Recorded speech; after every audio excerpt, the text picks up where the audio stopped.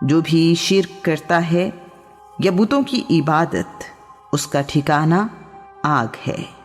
ابو لہب یہ جواب سن کر، جو وہ پہلے بھی سینکڑوں مرتبہ سن چکا ہے، رسول اللہ کی دشمنی پر واپس آ گیا ہے۔ قبیلے بنی حنیفہ کے کچھ لوگ حج اور عمرہ کی غرض سے مکہ آئے ہیں۔ قریش نے اس قبیلے کے ایک فرد سے رسول اللہ کے قتل کا سودا کر لیا ہے۔ رسول اللہ کو بھی اس منصوبے کا علم ہو گیا ہے۔ رسول اللہ نے ان حالات میں اسلام کی تبلیغ کے لیے مکہ سے باہر جانے کا ارادہ کیا ہے۔ آج کا عنوان، جو دشمن کو بھی زخم کھا کر دعا دے۔ طائف میں ایک ٹیلہ ہے جس پر لات کا مجسمہ نصب ہے۔ طائف کے لوگ اس ٹیلے کا طواف کرتے ہیں۔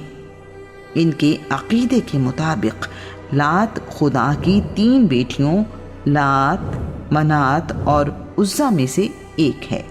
ٹیلہ اور اس کے اطراف کے علاقے کو بست کہا جاتا ہے۔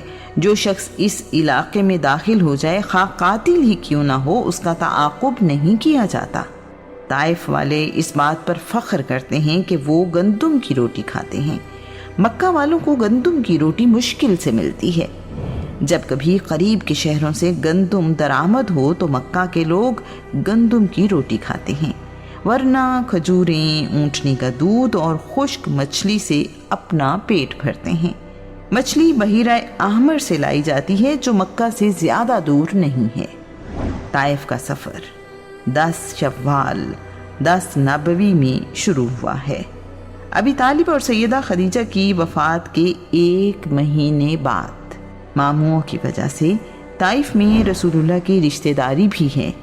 آپ اس سفر پر زید بن حارثہ کو ساتھ لے کر پیدل نکلے ہیں۔ رسول اللہ مزدلفہ پہنچ کر یہاں کے لوگوں کو اللہ کی طرف بلا رہے ہیں۔ کسی نے بھی آپ کی طرف توجہ نہیں دی۔ آپ عرفات، شداد اور ہدا سے ہوتے ہوئے طائف میں داخل ہو رہے ہیں۔ رسول اللہ راستے میں آنے والے تمام قبیلوں کو اسلام کی دعوت دیتے آئے ہیں، لیکن کسی نے بھی اسلام قبول نہیں کیا ہے۔ طائف میں بنی ثقیف آباد ہیں، جن کا سردار عمر بن عمیر ثقفی ہے۔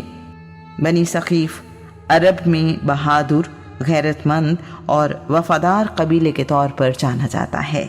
رسول اللہ کو امید ہے کہ بنی ثقیف ان کے لائے ہوئے دین کو قبول کر لیں گے۔ اگر ایسا ہو جائے تو رسول اللہ قریش کے ظلم اور زیادتیوں سے بھی محفوظ ہو جائیں گے۔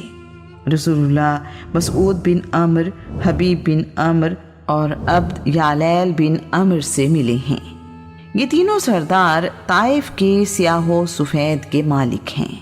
رسول اللہ نے انہیں ایمان لانے کی دعوت دی تو ان میں سے ایک نے رسول اللہ سے کہا ہے، اگر اللہ نے تمہیں رسول بنایا ہے تو میں کعبے کا غلاف پھاڑ دوں گا، یعنی ایسا ممکن نہیں کہ اللہ تمہیں رسول بنا کر بھیجے۔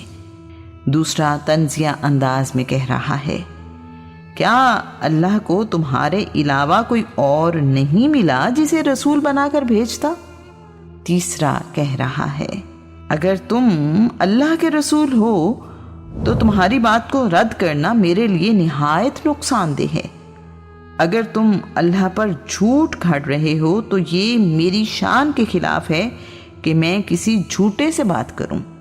بنی ثقیف کے سرداروں کے بعد رسول اللہ طائف میں رہنے والے تمام لوگوں کو اسلام کی دعوت دے رہے ہیں۔ رسول اللہ صبح و شام لوگوں کو مل کر انہیں اللہ کا پیغام پہنچا رہے ہیں۔ رسول اللہ کو طائف میں آئے ہوئے 10 دن گزر چکے ہیں، لیکن کسی ایک نے بھی رسول اللہ پر ایمان لانے کا اعلان نہیں کیا۔ قریش مکہ بھی آرام سے نہیں بیٹھے، انہوں نے بنی ثقیف کو پیغام بھیجا ہے، تم لوگوں نے محمد کو نئے دین کی تبلیغ کی اجازت کیوں دے رکھی ہے؟ کیا تم اپنے خدا لات کو ناراض کرنا چاہتے ہو؟ اگر محمد کامیاب ہو گیا تو تمہارا اتحاد ختم ہو جائے گا، بھائی بھائی کے اور بیٹے باپ کے خلاف ہو جائیں گے، تم لوگ محمد کو طائف سے نکال دو۔ طائف کے سرداروں نے رسول اللہ کو یہاں سے نکل جانے کا کہا ہے۔ انہوں نے طائف کے آوارہ نوجوانوں سے کہا ہے کہ محمد کا مذاق اڑاتے اور تنگ کرتے ہوئے انہیں طائف سے باہر نکال دیں۔ وہ نوجوان نہ صرف اللہ کے رسول کا مذاق اڑا رہے ہیں بلکہ انہیں پتھر بھی مار رہے ہیں۔ ایک طرف اللہ کا رسول جو صادق اور امین، دوسری طرف ناقدری اور بدسلوکی۔ کتنا بڑا امتحان ہے۔ ان نوجوانوں کو عرب کی مہمانداری کی روایات کا بھی پاس نہیں ہے۔ چاروں طرف سے رسول اللہ اور زید بن حارثہ پر پتھر برسائے جا رہے ہیں۔ زید رسول اللہ کو پتھروں سے بچانے کی کوشش کر رہے ہیں لیکن بے سود۔ اس دوران رسول اللہ اور زید دونوں زخمی ہو گئے ہیں۔ رسول اللہ تکلیف اور تھکن کی وجہ سے نڈھال ہو کر زمین پر بیٹھ گئے ہیں۔ پتھر مارنے والے رک گئے ہیں۔ ان میں سے چند لڑکے رسول اللہ کے پاس آئے ہیں، مدد کرنے کے لیے نہیں بلکہ رسول اللہ کو ہاتھوں سے پکڑ کر کھڑا کرنے اور دوبارہ چلنے پر مجبور کرنے کے لیے، تاکہ ان کے لیے اذیت بڑھ جائے۔ طائف سے باہر نکلنے تک سارا راستہ رسول اللہ اور زید بن حارثہ پر پتھروں کی برسات جاری ہے۔ اس کے علاوہ آوازیں کسے اور کہے لگائے جا رہے ہیں۔ ان نوجوانوں نے رسول اللہ کے لیے طائف سے نکلنا محال کر دیا ہے۔ رسول اللہ کے طائف سے باہر نکلتے ہی آوارہ نوجوان فاتحانہ انداز میں اپنے گھروں کو لوٹ گئے ہیں۔